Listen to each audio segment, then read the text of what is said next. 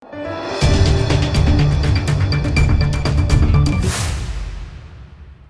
દર્શક મિત્રો, આપ જોઈ રહ્યા છો લોકમૈત્રી ન્યૂઝ. હું છું એન્કર અર્પિતા પટેલ. હવે જોઈએ અગત્યના સમાચાર.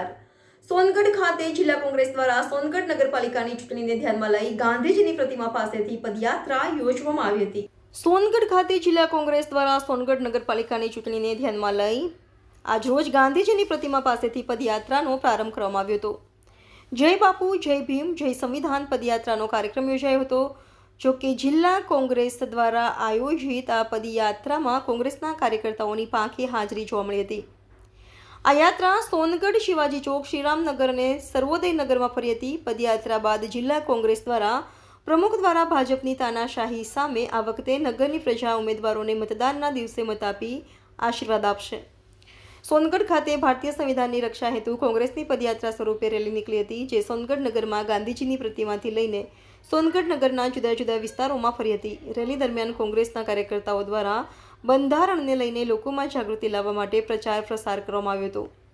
આગામી દિવસોમાં સોનગઢ નગરપાલિકાની સ્થાનિક સ્વરાજ્યની ચૂંટણી યોજાવાની છે, ત્યારે પાલિકાની ચૂંટણી યોજાય તે પહેલાં જ સોનગઢ નગરપાલિકાની કુલ 7 વોર્ડ પર 28 બેઠકો પૈકી 5 બેઠકો બિનહરીફ થતા ગુજરાત પ્રદેશ કોંગ્રેસના હોદ્દેદારો અને જિલ્લા પ્રભારી અજય ગામિતે તંત્ર પર ખોટી રીતે પાલિકાની 5 બેઠકોની બિનહરીફ કરવાના આક્ષેપો કર્યા હતા. રિપોર્ટર કલ્પેશ વાઘમારે, તાપી.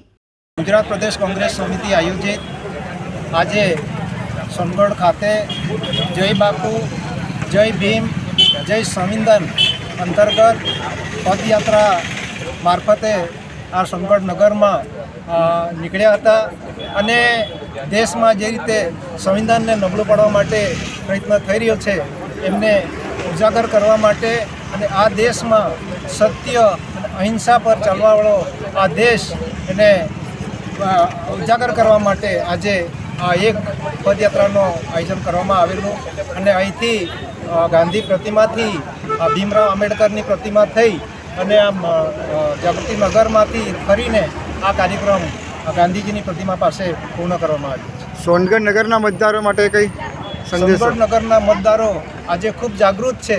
જે રીતે વર્ષોથી આ નગરમાં જે શાસન ચાલી રહ્યું છે ભારતીય જનતા પાર્ટીનું અને એમના જે કામો છે એમનાથી આ સોનગઢ નગરની પ્રજા અને મતદારો ખૂબ જ નારાજ છે. ત્યારે આ વખતે આ ચૂંટણીમાં બધાનો ખૂબ સારો એવો ઉત્સાહ છે કે આ વખતે કોંગ્રેસ પક્ષને મત આપી અને જીતાડવા માટે નગરના તમામ મતદારો પ્રયત્ન કરી રહ્યા છે.